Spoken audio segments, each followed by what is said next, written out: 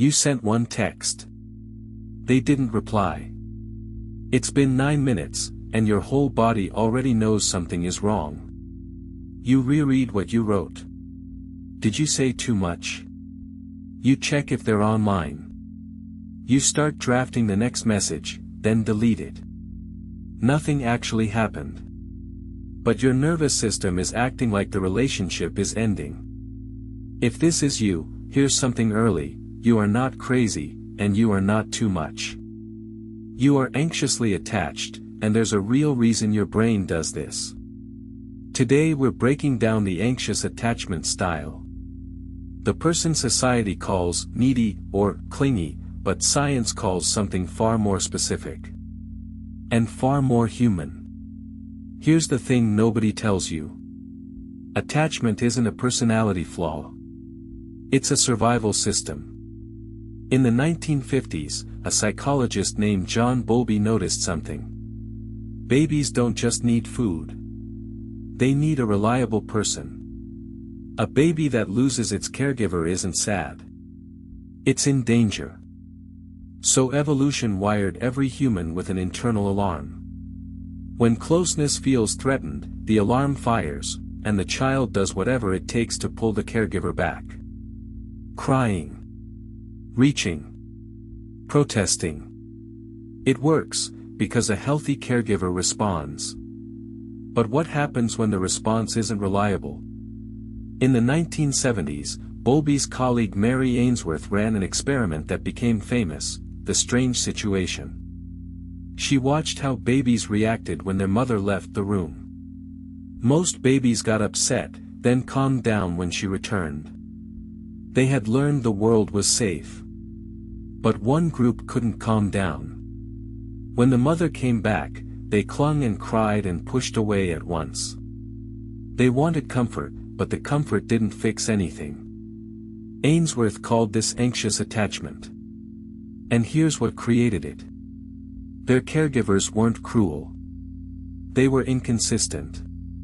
Sometimes warm and present, sometimes distant, and the child could never predict which one they'd get. So the brain learned a specific lesson: love is real, but it can disappear without warning, and the only way to keep it is to stay alert and work for it. That lesson doesn't go away. It grows up with you. Fast forward 20 years. That child is now an adult sending a text and watching the "delivered" sign like a heart monitor. Because the alarm system is still running. Psychologists call what it produces activating strategies. The things your mind does when closeness feels uncertain. You replay the last conversation, looking for what went wrong.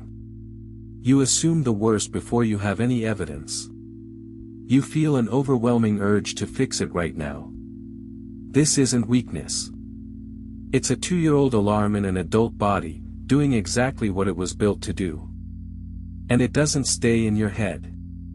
It moves into behavior. Psychologists call it protest behavior. Excessive texting. Keeping score. Trying to make them jealous. Threatening to leave to be chased. Withdrawing, just to be noticed. Everyone carries the same desperate message underneath: please show me you're still there. But here's the part that stings. The anxious system doesn't just react to real threats. It manufactures them. A slightly shorter reply. A delayed text. A flat tone.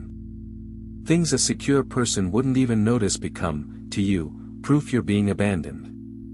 Your brain would rather sound 100 false alarms than miss the one real one. Because once, missing it meant losing love. Now we have to talk about the cruelest pattern of all. Who anxious people tend to fall for. There's another style, the avoidant, wired in reverse. Where you seek closeness when scared, they pull away from it. And these two find each other constantly.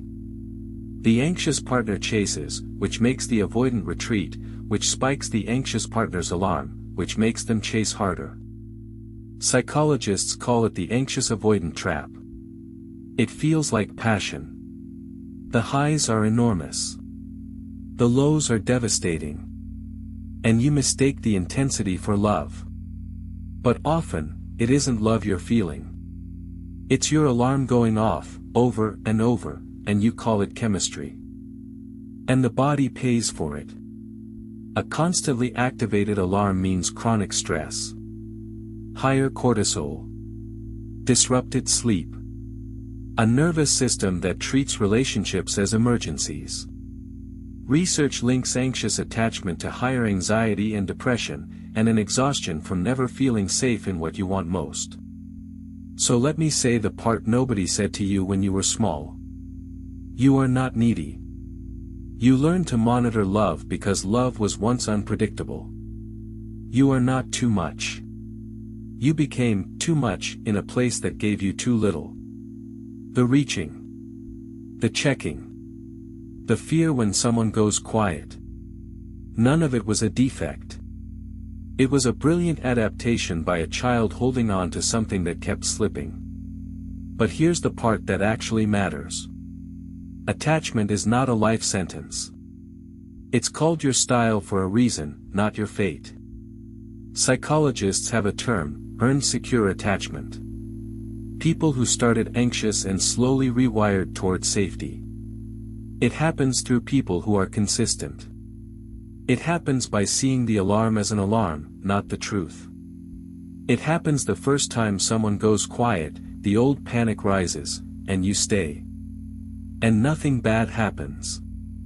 And your nervous system learns what it never could as a child, that love can be unpredictable in timing, and still be safe. The text will get answered. The silence usually means nothing. And the person certain they're about to be left was never broken. They were just wired to hold on. If you felt this, tell me in the comments, what thought loops in your head when someone takes too long to reply? And if this made too much sense, you already know what to do.